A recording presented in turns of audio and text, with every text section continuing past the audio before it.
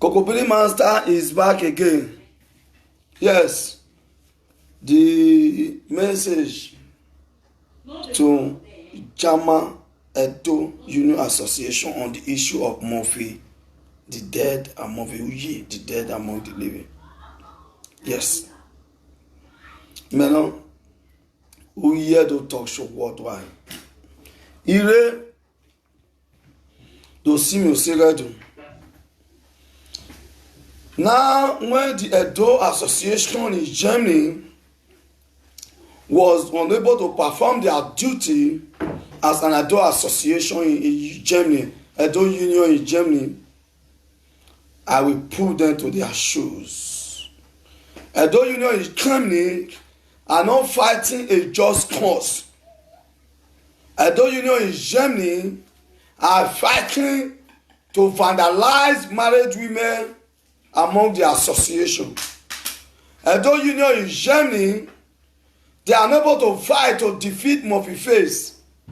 Edo Union in Germany has become Alalue Association. Yes, Uyedo is back again.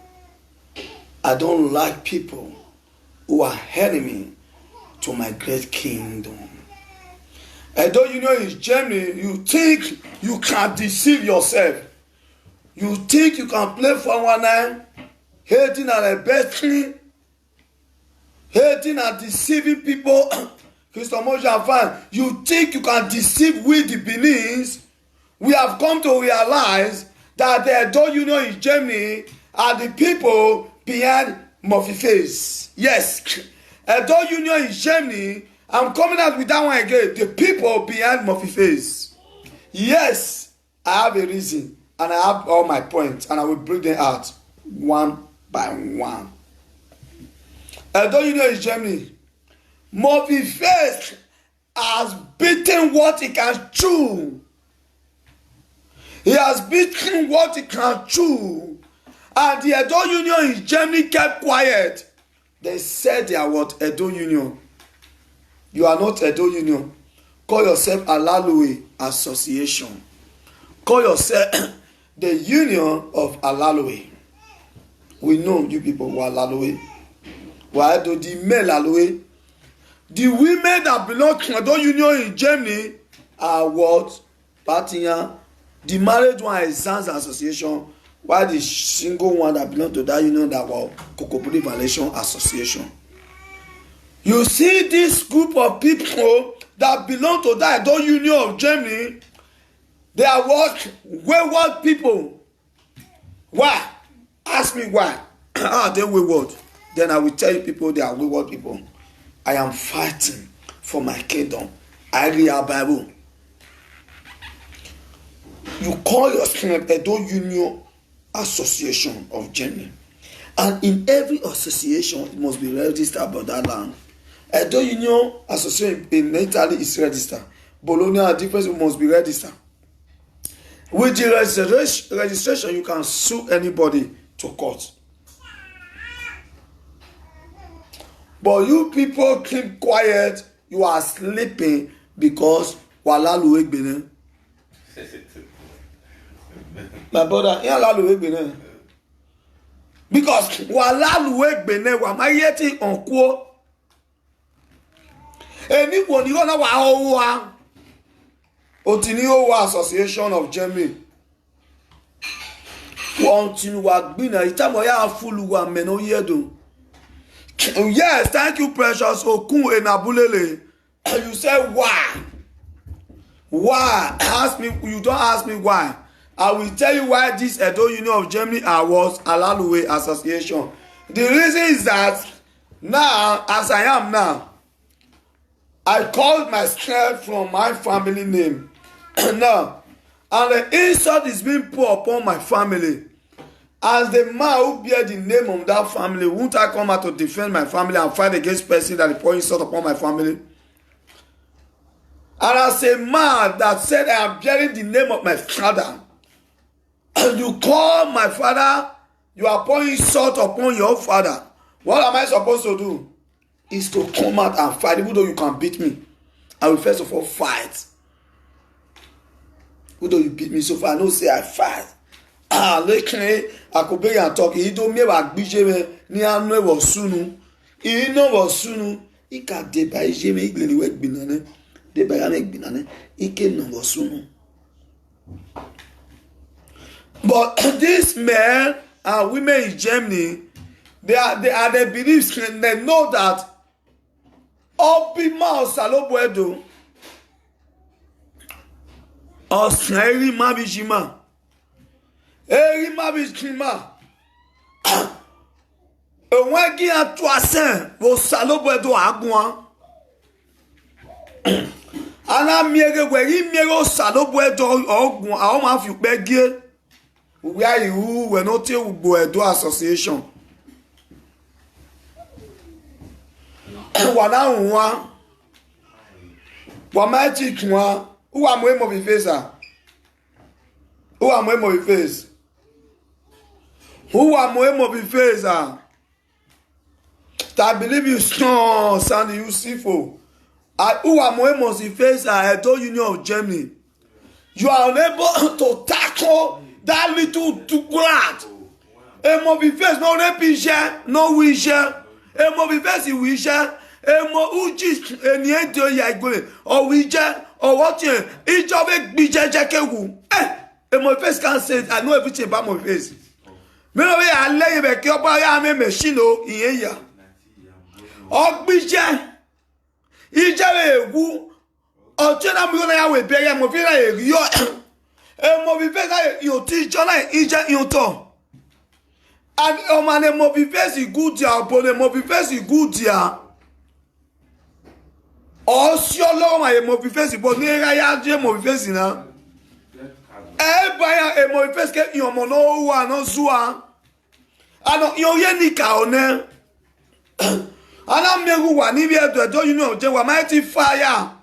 Wa yan ita. Well, where the law? What does the law? Then when you're talking about the law, then you follow the legal process. If you don't want to fight, follow the legal process. Yes. We are daughter. Gwa no cry gwa. But don't you know Gwa deba bina no Obama bina no teto me wa gbe o anytime. Why don't you know Germany? Gwa mana si mi o sore do gbo ba dole doji wa gbe o.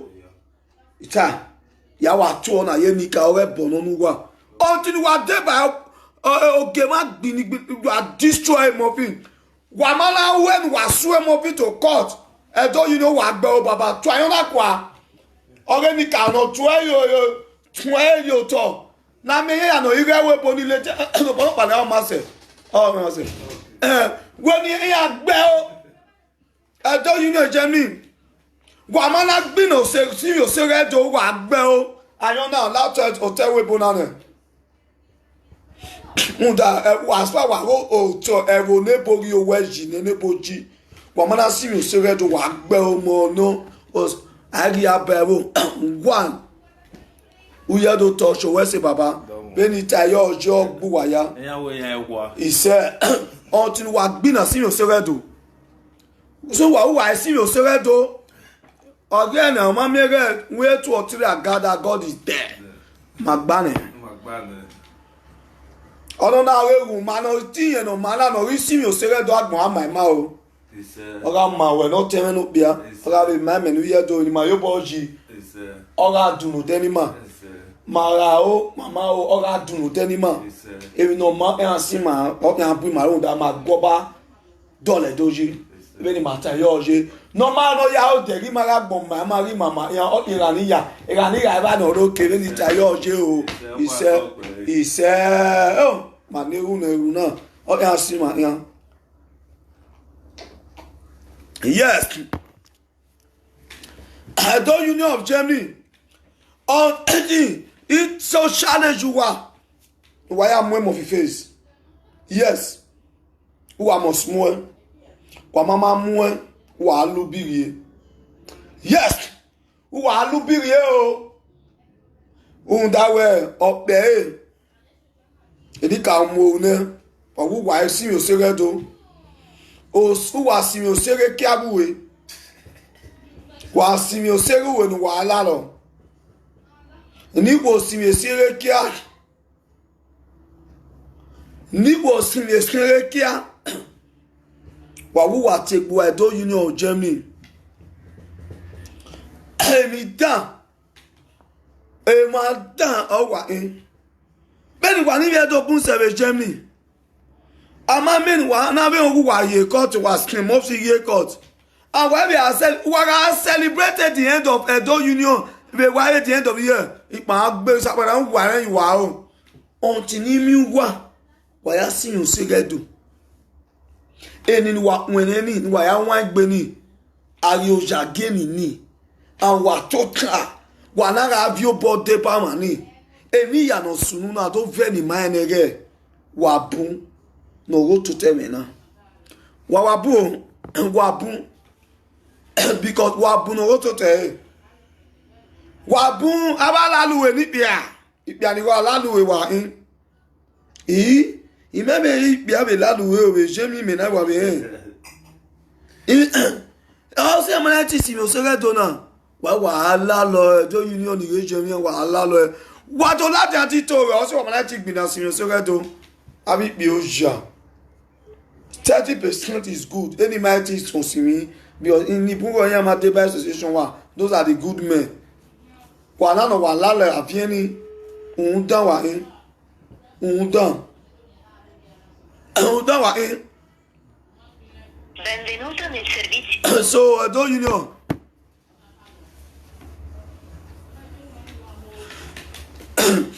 You remember that the month now after when Edo Union of Association no dey by here, social media president. Other to one, while I even neglected social media president, you know, any get Edo Union of Germany by social media president, he get more of his face. Wama mwe mot fi face. Wama ya mwe. You know, a social media president or Edo Union Association, or when you are by any agba mwe mo fi face. Ha, iya ma fi boyo. Ina ari, ina ekun adam yo, when we do ekun. O adam yo, ina ari yan. Hello. Koyo, my dear. Koyo, to contribute to you, my beautiful sister. Okay. Where like it there? Iga ejenania. Okay. Double. Koyo, my sister. No, let me contribute to your matter. Undana no we monkey face. What ya? Because of boy now, dog one. I see no reason why you don't any we are a Germany. Edo Union of Germany.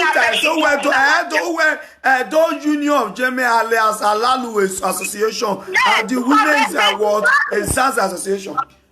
They deserve it. Ojania only I had enough because who called us when you are very we are no make cannot be one and not boy. If you never continue over palace over people palace all the stuff you all people the camera just burn off it in there. Without nobody has brought this boy to book. He has to go there he has to know that. But he has from one property to another. He can know. They should do something about this idiot. Okay.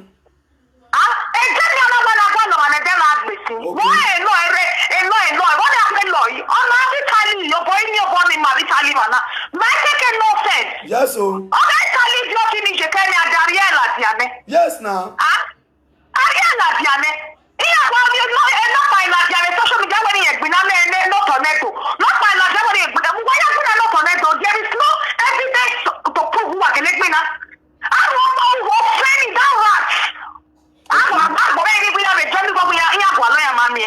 Okay. It's not fair. Because enough is enough. Who you beg every man? Every one. Oh, no, for my dog, you don't say we both is bad. They continue. They are giving that idiot a space to be ruling for no reason. Yes. It's not fair. Thank you, my beautiful It's not sister. fair. It's not fair they have to walk up from that journey and then we are taking me out like a land. They should go and brush their teeth with correct McLean and because yes. I see no reason why they give that idiot that space. Thank you, my sister.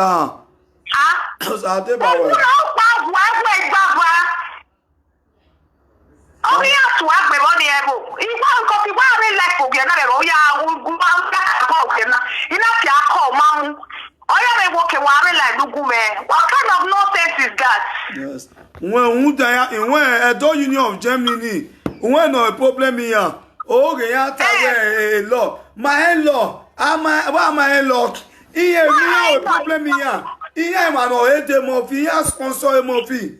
Me agie do no gi oba ma Edo Union of Germany. Iye mo bowo to mi no sunu na. Iye mo bowo, iye fire it to court. Edo Union of Germany, we are going to penalize you people. Wa mo bowo mi no sunu. Aba lalu association. Abi bi ani owo are Germany. Iwo ni gbekine, iwo ni owo a. Na mega vandalize one. Ebo alala biku wa ya. E ko bring you one.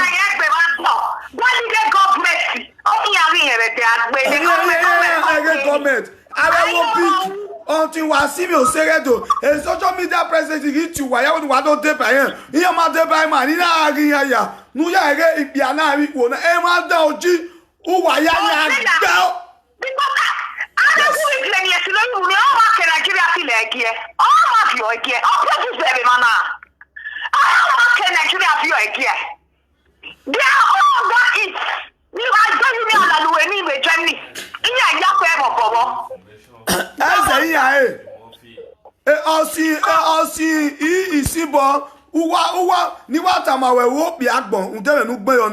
What are we saying a legal right?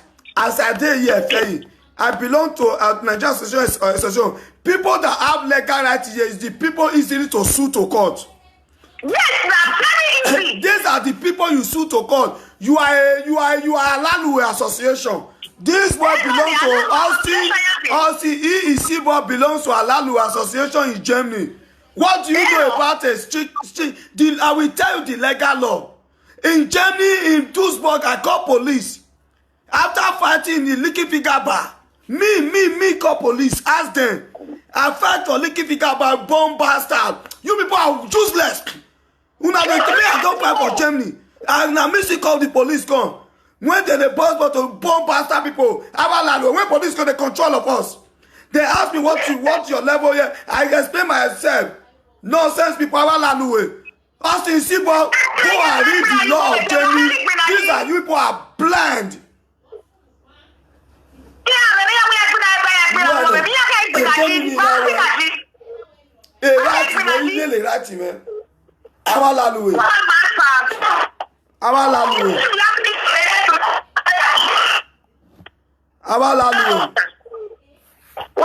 Okay, no. Yeah. Alalu Association in Germany. Anybody know the information? Yes. Anybody no care to know about the information to name of his face. No if anything about Tony name of it. Talking agbe o. When he hear we always gbe o be bani. One man no saji ati agbon oh, you know, I'm going to make better. Oh, God, they're going to finish. I show that one. Oh, you know, I'm a baby up and so you are home. Oh, God, you way you turn up by G. Now, me also of dinner or banner. We are controlled, Tony. Una your way you are Tony. When of information name of fee. Come and who are in. Oh, Tony, oh, you read that way.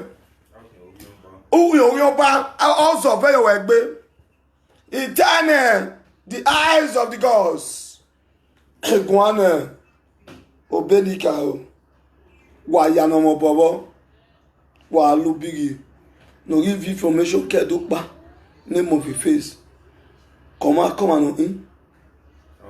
Oh sungu. Edenevorowa. Keke uyaje. Ima come in. Took me a sungu edenevorowa. Only what a legal law. We know the law. We know the law. We read the law. I know what is the law of the land. Or see another with the culture of the land. The consume of that land. That is why I'm teaching people bleeding culture. That you know their culture, their law. That you bring your culture, you know what you are supposed to do in that land and what you are not supposed to do. Why not? Why go away legal law? Austin Sibo as Asibo, that Asibo abi Asalaluwe. My law, you should go and ask the legal law.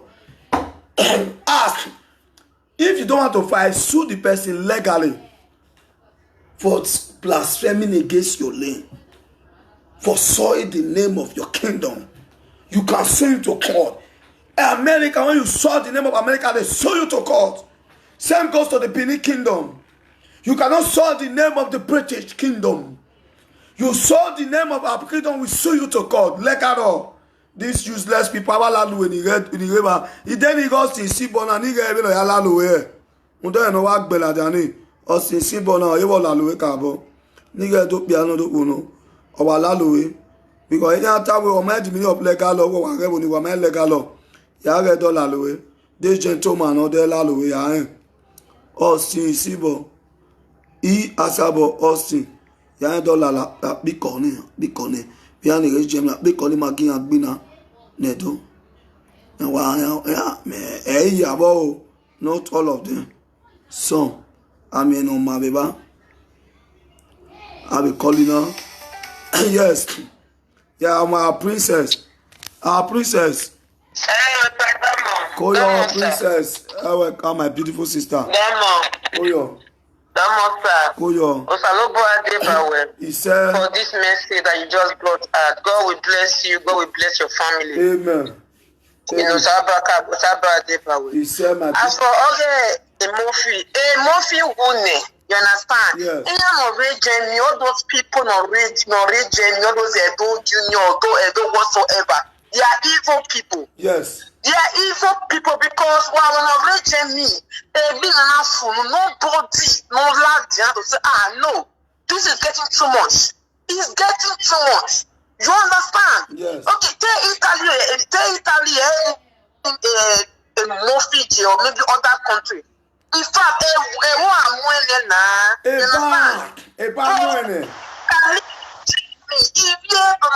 people are. He said, because every day Murphy come on live video, he's sorting his family. It's getting too much. Please, we all have to come together and fight this way.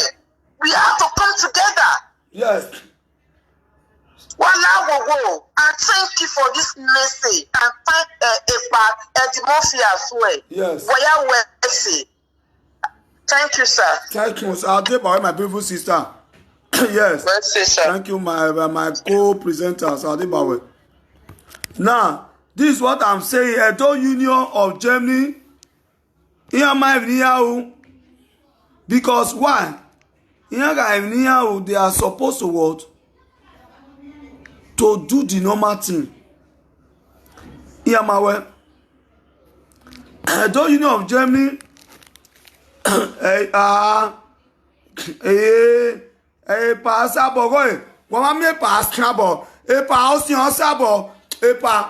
are a disappointment to the Edo Kingdom. Sorry to say. And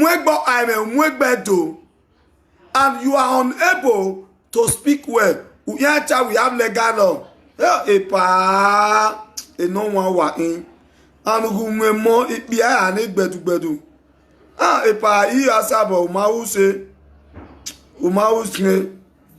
Umade Usepa Umaya Panamaya Epamaya, and why you suit like a responsible man.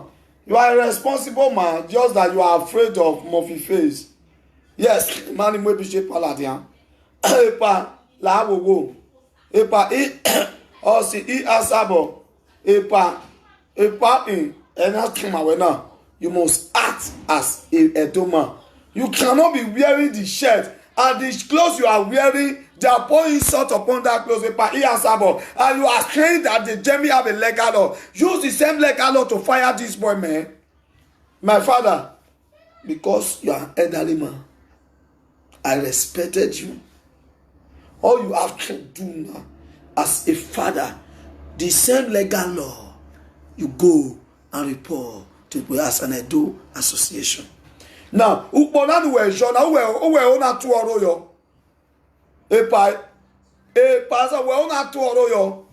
E mo fi face tu oro you wa mighty defender Rogo. Boy, very handsome mother di man. Boy, ono e muku scan. Eyin wo mi go ahun. Boy. Oje traditional we tradition. Ugly monkey. How to attawe like I understand. Ebi na no wa wu na elo we mo na. One mercy, nobody is perfect. No, I made it. Go we marriage okay now. But these are the problem. Now, if I see Asabo, you need to change. Asibo, you need to change. Change. No go and say now. He only take a man not going, and he was an elderly man. There are things you do. Now me go where I wrong. What take boy do union? Why who? Digbina no why grina na do.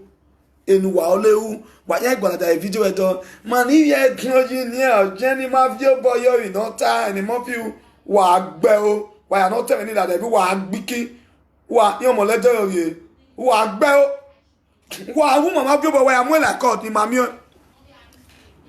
Wa from organization that we are going to mobilize to go a peaceful demonstration, seek a permission from the German authority that we people living in other countries, that's why we should come to Germany. Hi, some people, a lot of people have volunteered, told me before in Spain, that they will volunteer 20 people from Spain, that I should mobilize other people from Italy, that we should all come to Germany, that we are looking for people that will mobilize those people in Germany. Where are you people? What are you Edo Union people doing in Germany?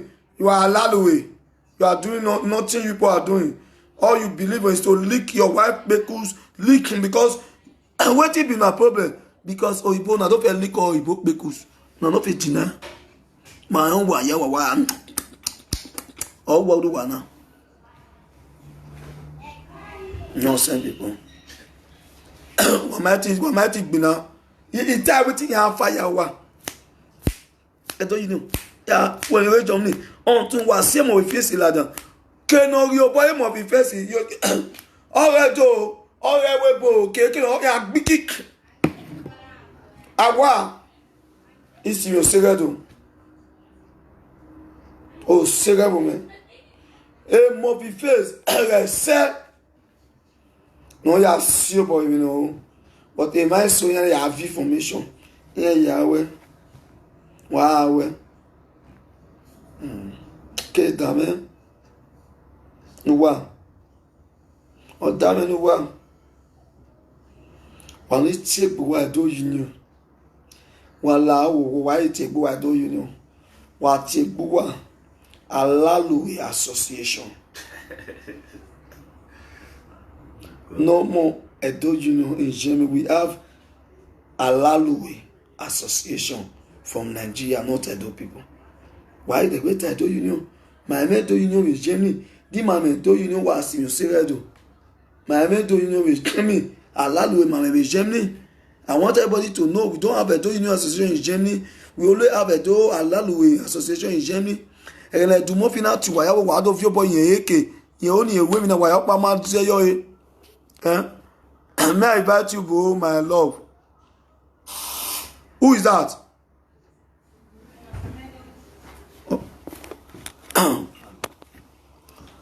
Alaluwe association. Send your invitation again. Let me pick you. Huh?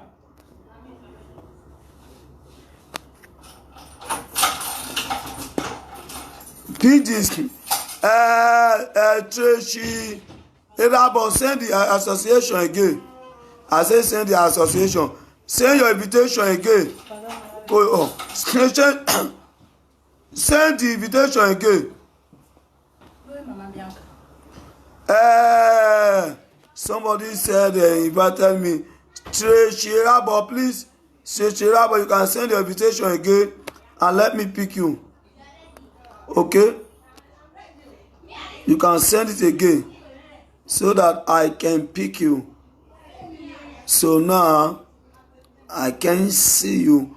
I don't know say you send invitation before, but I don't see am because why? I dey look for all these Alaluwe people. You understand?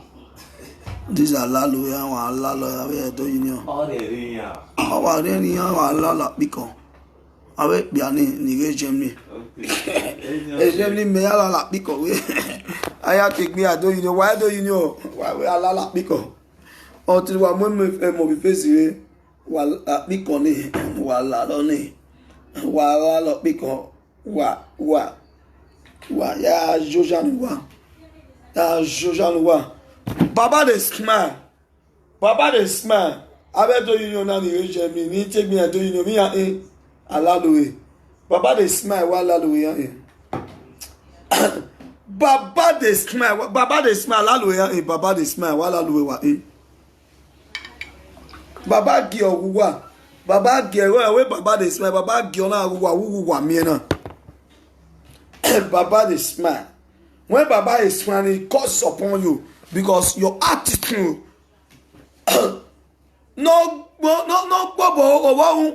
omudia. There is a Jojanuwa do union. Alaluwe association. Manotie ban na guna figi ma me because invitation ni ma dege because Alaluwe bungbe ma is Germany. Yeah, wa lalo.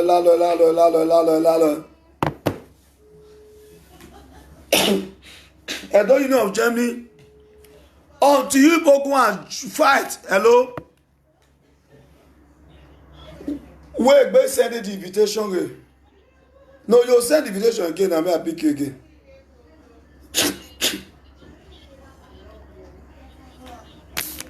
No, you send and say, see, and I see, but I don't pick up. You need to resend. Okay, maybe you could contribute through here. Contribute through here, my sister. Hello? Contribute through here, okay? The thing is that when it has been long, you understand me? Yes. And there are many people who are behind it. You understand? Yes. I don't watch him because I cannot see somebody who said it's from a place from Benin. And another thing is that they need to interrogate the father very well. Even the way you will know that he's not from Benin. Maybe understand for the fact where with the way even imagine understand me. So no matter how no matter we when we are condemned the owner obviously says and I'll get a mere way there is no way no I am a team with every day while condemn him and they have the information there because there's nothing no palace but near and then they need to palace they need to investigate understand me investigate one the palace ni there even one amada set free we know the picture of ya we na nina of ya we if ya we video ya we know the nona of ya we message we know the. So what I'm trying to say is that there are strangers inside the palace no via information gear understand and other tribe being in those states and outside those states that want the Benin, that want to rubbish the Benin, they are supporting him. You understand me? He are supporting. So they are happy watching him. They see him. They happy watching him talking to our palace every day. Like, oh, the Benin people with so much. With the Benin, we so much respect our king. So they are happy now that. Is somebody like that idiot is coming out talking to our palace like that, you know, and another thing is that it's so unfortunate because I remember some time ago when he came out, he was talking to the Yorubas how they are coming to those days, blah blah blah blah, I think where he was working there, Omana Lajaribani, Ona Beubi, again, not that Ladona go heavy Yoruba, ever since, even they even, or even, or you know, they that way, Ian me a winner, a canona winner, because of that thing. Ian, where, but if you are doing it, I'm so angry that every time we are me who are you representing? A state in when not representing me, we form a union. A man rubbish because he am a swing the wedge. Don't want a bunny my rovie. Don't know my rovie. Suppose near the Betty, Rania no lineage where those states in me. Nia no kakabo for me is not from Edo State, and there are other tribes where those states are not supported. Iya we no Nia Laja Nia do Vemboyo. This is not a matter of tribalism because the way they want to bring with the Benin down, our ancestors is going to bring them down in 1,000 folds. Yes, so Elika ohna via yalo. You understand me? Ohna via yalo. Iya de gbe mi pe iya mi obawa. You understand? Iya here Iranija ever not okay.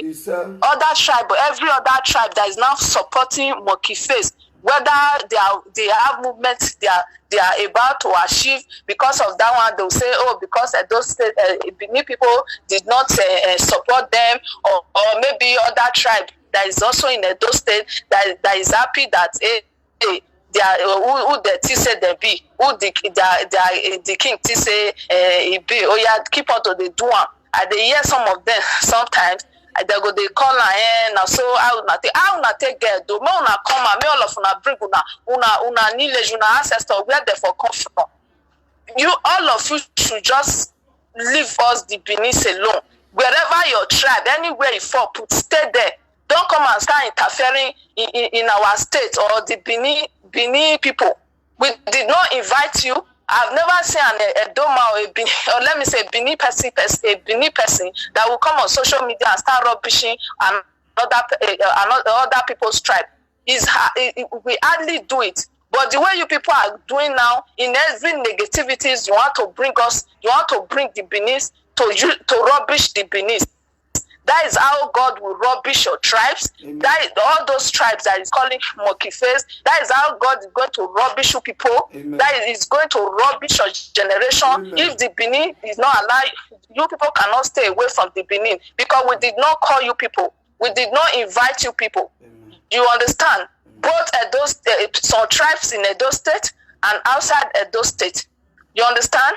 So we are not hateful.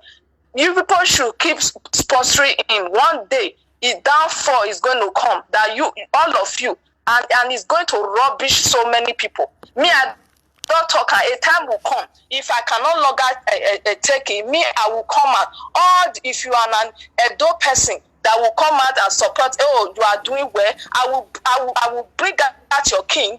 If you are from outside the Edo State, I will go your king. I will bring their picture. I will bring it on Facebook. I will shit on their head, rubbish on their head. You think it's only Benin people? Because you people are jealous. You have no name. You guys have no name. All those una backyard king, Iyekehu king that you people have. You know that the Benin, we have our name is large. Whether you people call it in a negative way or whatever, I don't care. You understand? Thank God for my ancestors who create that name for us, who fought for what the name will bear today. I thank God for my ancestors. You understand? Every time you people want to come out and start, oh, beneath this, beneath that, beneath now you people are sponsoring monkey face.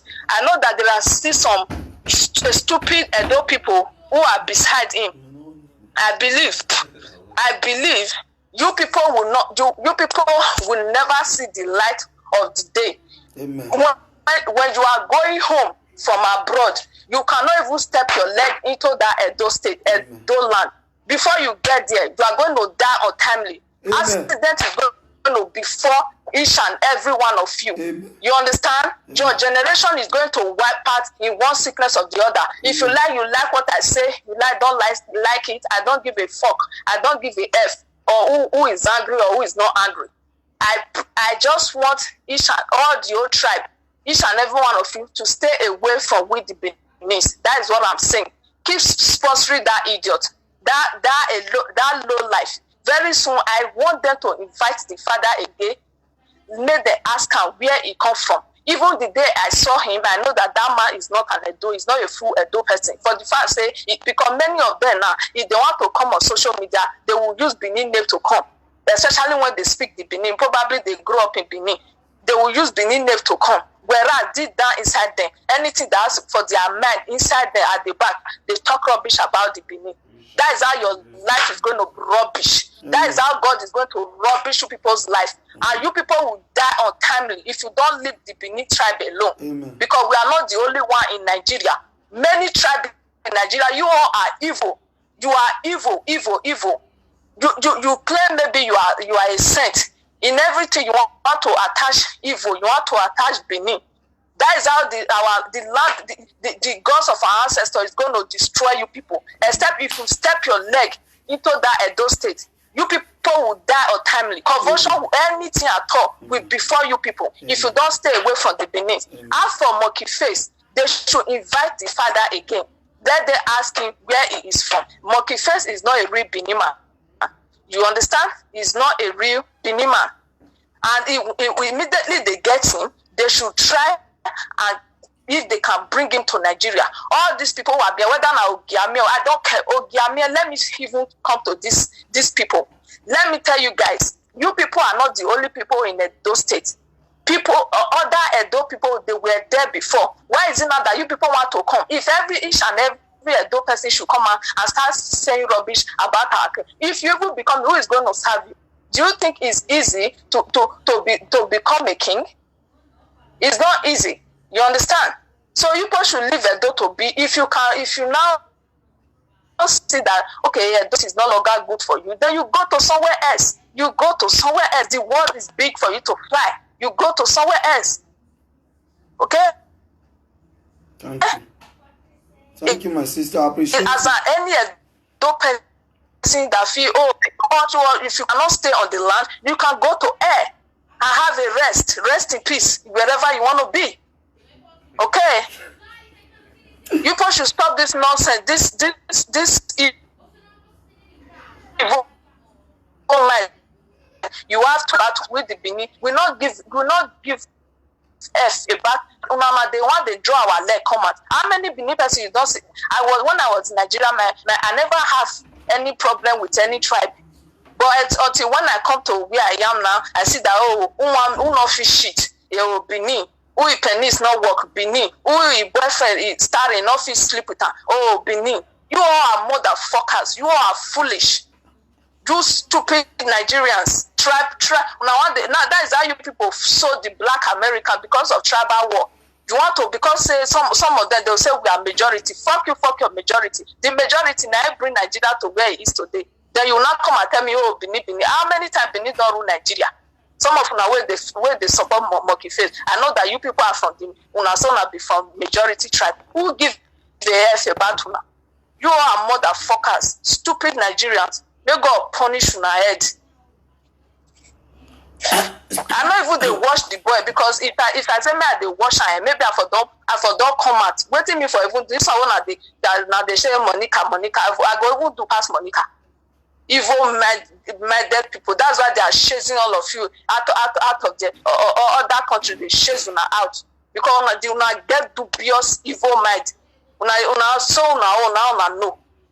Nigeria not get peace. Now wants to carry on nonsense go other people country. Make them keep to the chase una rot to hair. Bastard people. All right, bro, Sefei. Thank you, caller. God bless you. This is my sister. She paro. This baby, be like say the pains on day in her. Because she the paro, me I look who they call soon. Another America, this is Germany. Hello? Hello, talk now. Hello. Hello. Hello, good afternoon, my sister. Good afternoon. So you live in Germany. I see na Germany number. Yeah, I live in Germany. So what is your contribution before I ask you a question as a German woman? Hello, dear. Hello. I'm hearing you. Go on. I said I just want to quickly contribute about this Murphy Face talk. Okay, go on.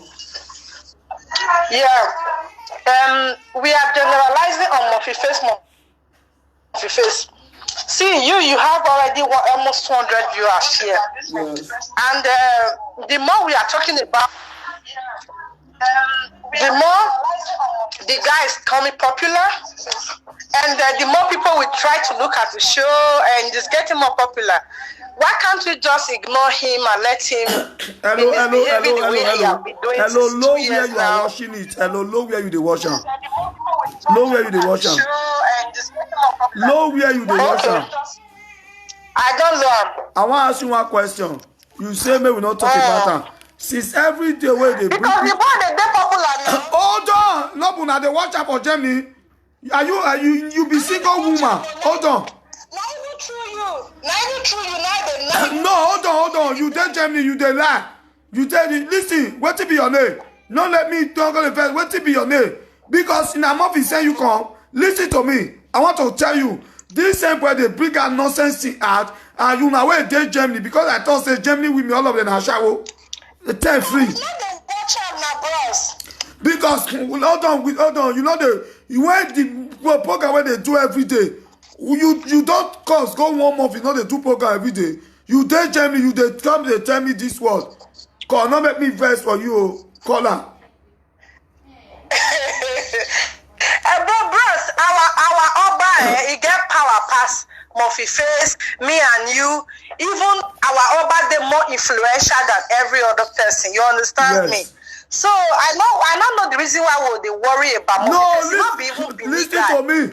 You don't be listen to me. Hold on, make I tell you. Now be the bad way day. If your president is influential, does that mean they are pouring insult upon your president? You can't defend your nation. Because he's nobody, that's why. The boy is nobody, so who cares about him? Make I tell you, the boy is nobody. You live in Germany. I want to ask you one question. If your boyfriend, the man where they do you kokore, they insult your papa, they call your mama every day for video. Netherlands call her, hold on. If the boy, they beat you anyhow, they cause your papa for your papa for eye, what do you go do? Eh? Hello? My sister. Hello. If your boyfriend they call your papa, they curse every day, they insult and what do you go do? If my boyfriend they curse me, that one like you say boyfriend, I go. Listen now, your friend, your normal friend, go you call your papa. You say, you go curse your child where you go they see every day, they curse your papa every day, they curse every day, they show your papa picture, they curse your papa, how you go feel? I go call the papa back now. Now you see what they do so. Now my own king na my papa. Now my God. Listen. You don't answer my question. Say you go call papa. My king na my papa. Na my mama. Na my God. So for him to do that word, I need to do it. Papa, me and your papa. I be beneath person. You belong to Edo Union Association in Germany. I'm not there Edo Association. I want to ask you, you be woman, as you dey, so you will be woman. Let's say women, why you never go home, make you hold her? Say Murphy rape you. Say you want to try to hold your nipple. Why you never do it? Hello, answer that question. Hello, my sister. Netherlands caller, hold on.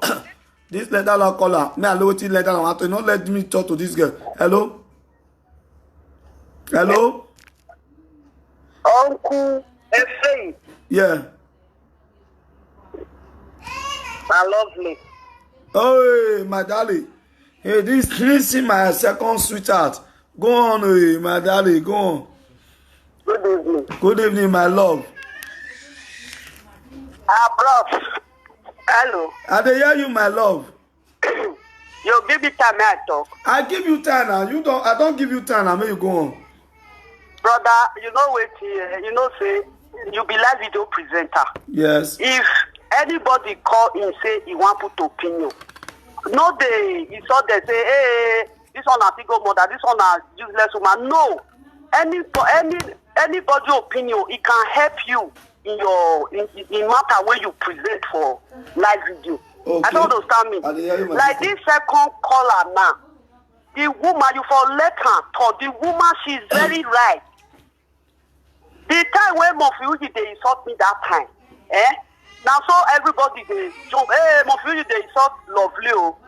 Me, I'm not going to insult enter Mofiuji war again. I don't understand me. That's because they use my fake account. They enter, they use me to do fake account. If anytime we they say they'll say Lovely day here, or they'll say not be Lovely, no be day there. You know waiting here. Waiting this second caller talk. Now truth. Once una they use Mofiuji say they do live video, more una they make her they popular. She's very right. No, make I tell you. You know who I they talk to now, my sister. I they talk to the Edo Union. Listen, we get association every duration. Legal rights. The fee fire Mofi face don't deport them. If all the Nigeria Association where they Germany, Edo Association they file petition against Mofi, do you know legally they can bring Mofi down? You know what? Mofi day, na Europe Mofi day. You know that if you not there against Mofiuji for Europe, Mofiuji go fit use and get paper for you. He not go get. Listen, you bring the video. Listen to me. Hello, listen to me. Listen, lovely. Yeah, lie. You go play where tree they do. Bro, you know what? I know they learn for this today. If anyone for you go wait, you be man. Okay, talk You be first. man. If una don't say una want to dey fight am now, dey fight am. White people will ask and say, what did they do? Una don't say what did they do? What did white people will tell now? They will tell una say this man is a craze. Because my arrow Adanyo or it's a bonnet guy. No man you might be on Monamuria. I don't understand. On Monamuria, now they insult guy. Now they insult people. Ale Jowe, Ale Chifikeya. On Monamuria, no more so. Now they for our place, so for where we for come. If somebody like that they insult, say now people when they post, now they insult, will say this one, I'm wearing the house, one man. Yes. I don't understand. Okay, like the second caller when the couple for your distance, if they insult, if she says she know they enter there, you know what is this life, You wait to swear, when they swear for that platform. You don't already they go Mofiuji the platform. Sometimes you go tell me you swear. At the end of the day, you dead there, but you know they are rich and what do you go do for them? Because he said the last video when Mofiuji do when they free one person. Say he see the video. Then at the same time, she still say she know they watch Mofiuji again. Why how you consider that video? If there's anything for this life, no they carry swear, they put for front. Because you don't know who swear go key. As that boy they create for them, bros. Only what you just do, you just present another live video as this second caller talk just now. More that they use Mofiuji, say they do live video. Male Mofiuji, because they come out, so now they make her popular. Now true, now that lady, that second caller talk. Now truth. I don't understand. If you don't talk, you go enter house. And because now they remember and say, oh, to beg, now they make her they come out every day. No, not be lovely. Listen. You know why? I want to use legal way for Mofi. For years, we get many things where we fire with at the association. When we take the flyer, court go bring all the video. They want tell you say no they mad. You know many cases what they do. What people don't know. They go come right to ambassador. They go look at this person because of the video. Now police tell me now. You know say this video present on me and you they do me don't go court post. If they go check out, this is a too crazy to call. That man is crazy. You know if it is crazy. You they talk am for there. I won't leave you. Now direct that they take call. Okay, now direct. I see now direct now money. So our beautiful sister, lovely, don't she talk on the issue? So now direct she choose. So we go know. Long time lots or more. Well, Okay, I can let you watch it, man. I can let you watch it, man. Hello? Hello? Hello, caller. How you doing? Let me know. I did a live video, Iguan.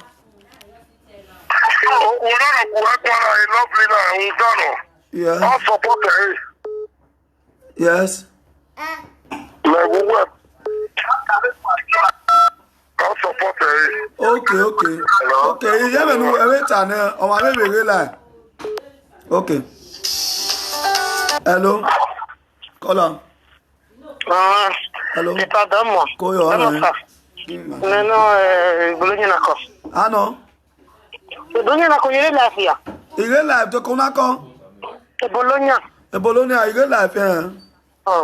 Yeah, contributing no other tabon. Okay, my lovely na ko. Bologna. Epa, iwa gidi go go nuwa mulati ave na very nice wa wese. Yes. Awe ni lovely ga saba yipo ya te kai. Hana so ai go yo hani gwa. Agi yibo no gu yin yikin. Etori ya itemene no tani ito ge mawe. Ino se no na wa free we Italioje. Epa dame yo epa Italioje. Agwe ni ya pe Italy ma na je. Matuma abi na ya we na. So to God be the glory.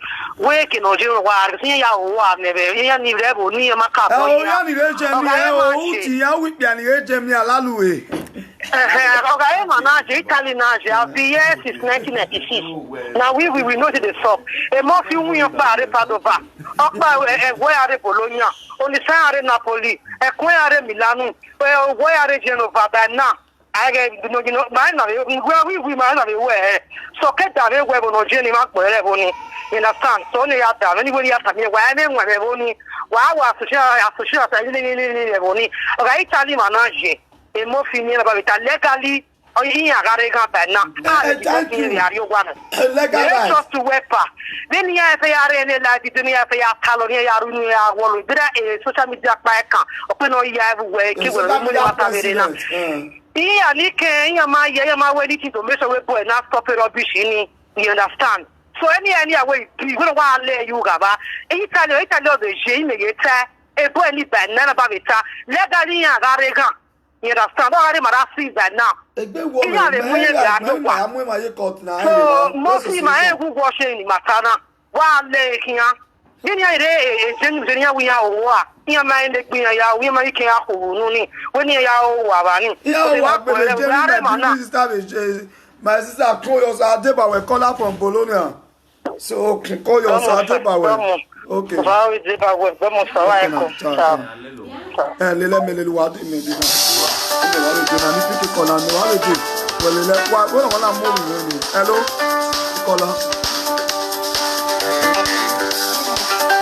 Hello, caller. Hello.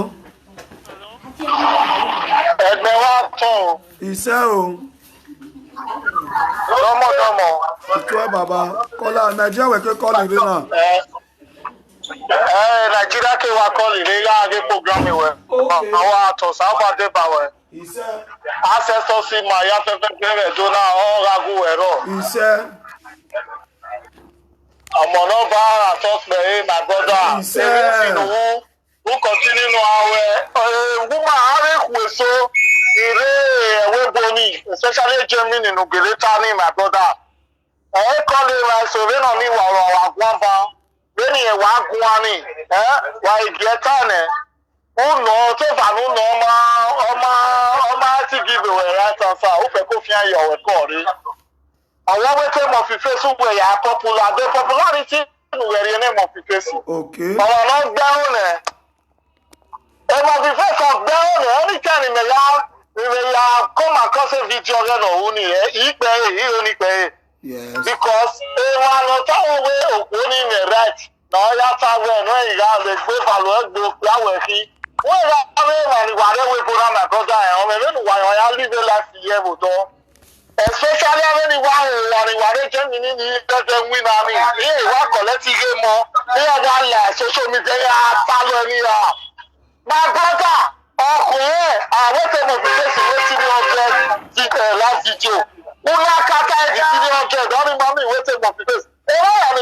contribute ye mo because iri gbo no na. That way we are iri gbo se for glory area. Iri o ba no contribute ye program mo because iri o te bo ne kingi area. Iyewe. Iyewe wa jeje ile to to le gbe apo. Iye to to we are chairman do you know. The general. What the real man get petition just for people so you don't know again here but what the man ya demo because you will not rate here because of the right in the way for Serbia. Yes. I don't demo because you want to be a citizen of the world. They lie the life. Okay. The president of the country have to be when the man you need to have a authority and that cook is your life. They are not going to do what. Or táwọn wé mọ̀ ní gbèsè gbòdò ẹ̀wẹ̀ tọrọ rẹ̀. Lọ́nà bí bẹ́ẹ̀ ti rẹ̀ certificate ọwọ́ rẹ̀ lẹ́lẹ̀ wò. Ọ̀rọ̀ certificate ọwọ́ rẹ̀ lẹ́lẹ̀ wò. Ẹ̀mí certificate ọmọ ẹ̀mí ẹ̀mí. Ẹ̀ka jẹ́nà wọ́n ní ẹ̀rí ẹ̀tọ́ náà. Ètò ní ìmọ̀ ìdá àríkà láwùwà. Èkó ẹgbẹ́ ọ̀gá rẹ̀ àwọn ìlàjì dánwò ti yẹn gbàlẹ̀ ẹ̀. Mẹ̀lẹ́ àwọn akẹ́kọ̀ọ́ rẹ̀ tó mẹ̀lẹ́ rẹ̀ ló sọ̀wọ́ ẹ̀. Ọmọ ẹni kó fúra mẹ́kọ́ amáwọ̀rẹ́ ọ̀gá kẹsùà amáwọ̀rẹ́ rédíà wà. Ọmọ fi pèsè ọgbàlẹ̀ yóò bọ̀ náà ọdún ya lèlẹ̀ ẹgbẹ́ gbìnà. Wọ́n lọ ya kí ṣe ọrẹ́ tó. Ègbọ́n yóò sì yá pẹ́pẹ́ pẹ́ nílé lọ bá sùn wọ̀n. Àfihàn ègún. Everybody na contribute to the program wẹ̀. Ó ní àtàlù tàmíyàn. Ó gbé ní ẹ̀yà kí ṣe ọrẹ́ tó. Ọmọ náà gbọ́ bá sùn wọ̀n. Wọ́n sọ́dọ̀ àdé ẹ̀rọ wa. Àgùnà. Wọ́n mẹ́yà tani. Wọ́n ní ẹ̀yà artistry ọ̀rẹ́dò. Ẹni wọ́lọ̀ wọ́n pẹ́ lẹ́nu ìgbóríọ̀ ní ẹsẹ̀. Yàtọ̀ náà ló pè lézi o. Yàtọ̀ ẹni wọ́lọ̀ náà gbọ́ bá sùn wọn. Táni ẹ̀dá gbìyàn. Àṣọba ìgbóríọ̀ ọ̀pá náà ti èwìn náà bá rọ. So my brother Osama Adebayo wọ́n kò kí nínú àwọn ènìyàn náà lọ. Ẹ̀jẹ̀ ní bọ́tì ní wẹ́n nínú àmìwé mẹ́rin ẹ̀sì ní discourage ẹ̀yẹ̀ mú wá continue. Ebo fi pé sọ ọgbẹ́ o. Ìyá ọgbẹ́ my brother ọ̀lẹ́ ìrìbì wọ̀. Ẹjọ́ mi ni ẹgbẹ́ ní my brother ẹ̀ ọ̀tún sábà èmọ́ bá wẹ̀ náà gbé rẹ̀. Èmi èrè ìyá ìyáre ìtàlí rẹ̀ lọ. Òun ní sáà anytime nígbà rẹ̀ kù àrí ẹ̀wẹ̀ bò ìmẹ̀lá mi rẹ̀ lè mọ̀ fìdí sí níjì. Ẹ ti àdòsè ìgbà pẹ̀ wá ìmẹ̀wá kí ẹ̀yìn. Ìyá ìgé sábẹ̀rẹ̀ wẹ̀ bò 10 years iná ìmọ̀jà Nàìjíríà. Ìmẹ̀lá mú ẹ̀gbọ́n àrẹ ìmẹ̀wá kí ẹ̀yìn. Ìyá ìgì ẹ̀yìn ní ìrètí ẹ̀jọ́ ìtì ẹ̀gbọ́ ẹ̀ wége níhù ní Nàìjíríà náà. Ìyẹ́wé mẹ̀pọ̀ sọ́tẹ̀ ẹ̀gbọ́ àwọ̀ ìlànà. Ọ̀gbẹ́ orí mọ̀ fífẹ́ ti dá brother continue. Osama Adebayo náà bẹ̀rẹ̀ Osama Adebayo. Ẹ̀yìn lásẹ̀ yá mi kò ní ilé wa ní ọmọ mágbọ̀n akọ́ fún ìdàmì ọ̀rẹ́. Ní ọmọ mágbọ̀n náà brother ẹ̀ tún gbà lígòrò ìlànà social media nù wọ̀ ẹ̀ tún gbàlẹ̀ influence. Èèyàn kẹ̀kẹ́ ọ̀húta. Ẹ̀gbọ́n fífẹ́ sí ní ẹni kẹrin ìyàwó programme láti ní ọ̀pọ̀ nínú ẹ̀ tí ènìyàn wà gbọ́n nígbà tó ẹ́sẹ̀tì ní ọ̀hún sáré. Ọmọ ìjọba wí ó yẹ jẹ láwọn ogun ọgbọ ẹmọ fìdí. Yóò Nàìjíríà náà ọmọ ní sùwọ̀sùwọ̀. Ìwọ́n mi rẹ̀ wébo ní àyà máa. Ìwọ́n yà ní máa rẹ̀ wébo má bẹ́ẹ̀ yà rẹ̀ tó. Yíyé nà àmọ́ mẹ́ta gbọ̀n ẹ̀ lọ ọ̀hún wà wá gbọ̀n. Bàbá wa. Osama Adebayo. Owó ìmọ́tò yìí mọ́ yà yẹ ṣe. Adebayo bàbá. We are not calling Nigeria now, Sir Adebayo. Yes, we are not calling Nigeria now, Sir Adebayo. Because why? Èmi náà ọ̀dọ́ tó àgbè. A máa tá mọ́ rí ẹ̀rùn, wọ́n rí ẹ̀rùn. Always clean it on you. How we call it now? Who is this? Who is this caller? Hello, caller. Your contribution? Yeah, my contribution is I called before, and you were asking me like if I went to the police and tell them of a face raping me or something like that. Yes. Epa. You were the one that called with another number. Of course, I'm the one. See, Okay. let me tell you guys, Let me tell you guys, this man that just he was asking that I didn't go and meet the police. Tell them Murphy Face is raping me. He shouldn't forget that we are in Europe. If I lie against Murphy Face, there are specialists that will prove it that I'm lying, okay? You lie. I disagree with you. Hold on. You disagree with you. Excuse me, Excuse me. I disagree. Hold again. Listen. I'm going to court for 3 years. I have Listen. never come across Murphy Well done. Now you lie. Okay, in now my you are life. saying you never How come can across I not the tell Again, police make me that to you go raped to 3 years court case. Yeah, you just a street Yeah, cop. maybe because you Listen to me. I don't didn't do go to anything. high, He said, listen, you don't use that word. He said that that child was trying to force her to, because he said we're walking along a corner. Who is the evidence of me? The guy came with the false evidence. We went to court for good thing. You are a liar. You know this in Europe, this is what women do. For me, I'm not against what he said, but that man have a wife. His wife can also go to Murphy Face and say, Murphy Face raped me. Why must I be the one to do it? I'm just telling you guys that don't make Murphy Face more popular. I don't even know what he's doing on the platform. But when you guys start advertising him, people will be going back, checking what he's doing. You know, you are making him popular. I don't make him popular. What he's doing, you go and watch what he's doing on YouTube. I can't watch it because I'm not his fan. So if you don't, thank you for you not to be his fans. All I want you to do, you live in Germany. Hold on. Our Oba is bigger than all this what we are robbing him into. Listen to me. Listen. Shut up. Hold on. Shut up. Hold on. Just shut up and hold on. Listen to me. Shut up and listen to me very well. Now, if somebody is insulting your father, rubbishing your father, because your father is big enough, your father don't want to respect, what is your duty as his daughter to do to that person? I will ignore the person. They said that silence is the best answer given to a fool. Period. Okay, you'll be silent when they are insulting your father. You'll be silent when they are insulting your father. This Murphy Face is nobody. Okay, now you say you'll be silent when they are insulting your father and your mother. Murphy Face is naming what about salary in Europe. Mama, wait, listen to me. We want to bring him down. Murphy Face is nobody. Nobody Murphy Face is him. Okay, we are somebody all in Nigeria, then in Miami, Jonah. He can go there. You know? Let me tell you. Do you know Una will be women? Listen to me. Listen to me. Una will be woman. Why only be the wife you're going to am over here?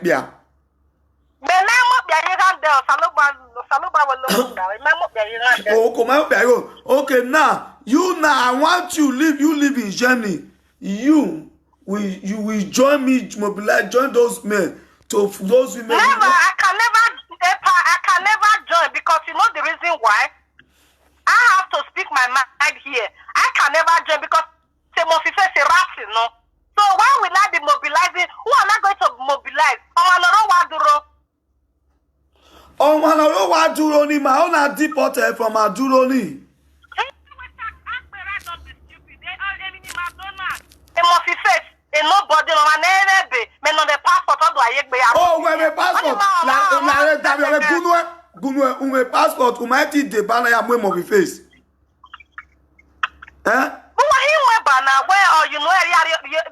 Ọtí ẹ̀bọ̀n ní ẹ̀rí jí yẹn, ọ̀wí ẹ̀wì jí yẹn, ọ̀wí ẹ̀wọ́ ti yẹn, ọ̀wí ẹ̀rẹ́pìsì yẹn í, ọ̀wí ẹ̀wọ́ ìjọba yẹn, ẹni ìyá ni ó dá méjì méjì máa. Màmá ikú alọ sí ṣe mọ́ bí wí ẹ̀wì jí yẹn, ìyẹ̀wò erí yẹn, ìyẹ̀wò ọ̀tọ̀wọ̀ yẹn, ìyẹ̀wò ìjọba yẹn, ǹdẹ́ ni ìyá ìsọ̀kìlì lè mọ́ fífi ọ̀gí máa. Bí ọmọ ẹ̀ ti ta wọ́n fi pẹ́ gí ògì ó wà rí máa, ọ̀ fi pẹ́ gí rábì jẹ́ náà gbé mẹ́fì gbẹ́ ó, my big sister. Hello, Agboya fẹ́fẹ́ fẹ́ wá ẹ̀tí like ọba ọmọ Agboya fẹ́fẹ́. Who do shut up? United States of America. Shut up your mouth. Don't use that word. Shut up. Shut up your mouth. Lára ẹ tẹ̀mẹ́ ni, ìmáàmù tẹ̀mẹ́ ni, wẹ́wò yẹ kí láìkó sàlóbọ̀ mẹ́. Love him. Shut up your mouth. He doesn't drop his image. He never deny it for who he is. Mama drop him a story I saw You about. cannot use that word that we acting like salopuari ma. When man like salopuari o gbe o eyi me tai. Àwọn man like salopuari do me. Jesus Christ. Imagine where we man like That comment you make a platform. I'm telling you that people must not like him. And Omada they drop it from who he is. Yes, Omada drop it who he is. And nobody can demote him from it. Maybe you are misunderstanding my message to you right now. For real. You are misunderstanding my message. Jesus Christ no who by according to Bible. And why are they rubbish in your head? But Omada stop it rating today. Okay? Yes. So my sister. So who is Murphy Face? Germany.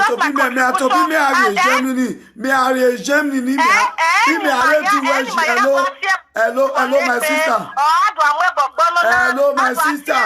Hello, my sister. It doesn't really work. Me are Germany me are you opovi waya maya. Ma jo me fi me are me to me yero ni me ruwa. No ma jo idon ruwa ya.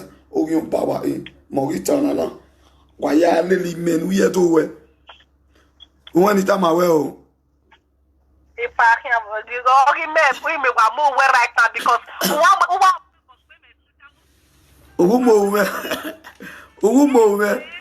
Umo e ko lo bebe daji. Hello. Hello. Kola.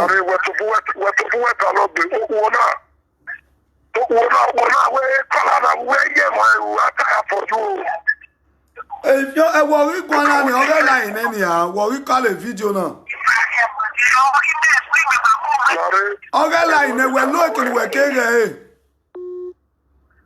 Hello.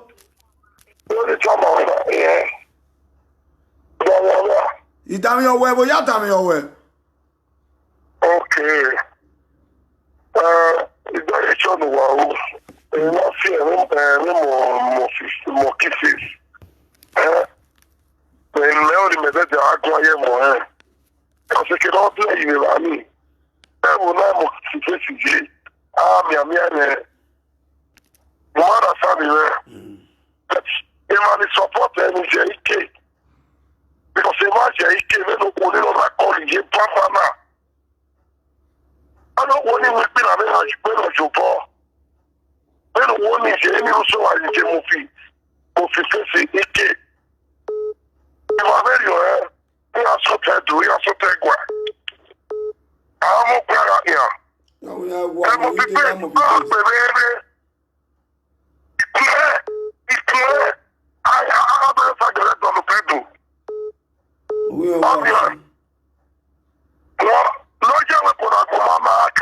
How can Murphy Face by itself?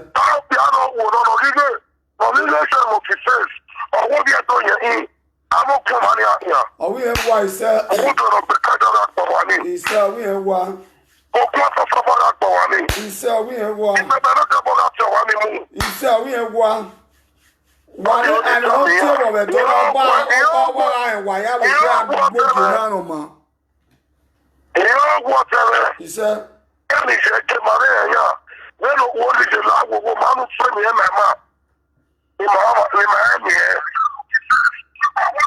you know what? Oh, I'm about 2 hours. So now, because why? Ya mo ya deba. Ya recall from Benin now because why? The issue can I call it the programming now. Where is too much for what Murphy Face. Ya recall because why? Man ya no go no ma dollar go. Nana, hello. Hello, call baby hello. Hello, bros, now me. Hey, my wife. I not be your wife, oh. Not let they go, they talk out. Don't say, if you don't read their mouth, now they'll begin to they use. They not say, na me, they marry everybody, they don't know for me, they say, na me be husband to everybody. You know what I want to, that man dey Nigeria. Call yours dey disturb everything. Call where they hey call. Una no dey let me hear. First you come for WhatsApp. Call go enter. Una no go let me hear who they call. Hey, all the caller where they call direct. They beg una o. WhatsApp call na dey. Una no let me hear wetin. First you call for all. I love the call. Una hey baba una make me. This. You dey hear okay as you dey hear me call dey inside the wave me no loud unless the call end. Then they call 33 a number from a like a number that end with 33. Please, you can call back again now. 33. I know they hear no go echo. I know they hear. Everybody they hear. They not because number two more like quarter. You dey oh this 33. Just talk if you want talk. I say cut and 33. Hello. You dey disturb. Hello. You dey disturb the call just now. Hello. I know who disturb a call Germany. Where Germany? Who want call you? Where ring you? Where ring you? Where ring you? Where? Oh, man, call you. When you agree, you want to say that a WhatsApp you can call. A WhatsApp na muja wagwa. A call you allowed to help sort a WhatsApp caller. He hear me no need to one where ring you? Where ring you? Me you for your pick up where he only say oh yeah go here. Okay, sorry, sir. Now I call the boy and tell me. We are to call in Italy, Tiri. We are to call Italy. Italy can call the race for Milan. Okay, what? The girl in the bus, she's a very stupid girl. How can you imagine? Okay, when we put topic here now, then you have to only where noppa. These are the bad people on the way to Natana. And how can you imagine? We were passport, they not find the passport will not find yet. This boy, we have to bring this boy down. So we are whether we see here, see for back and see it for no.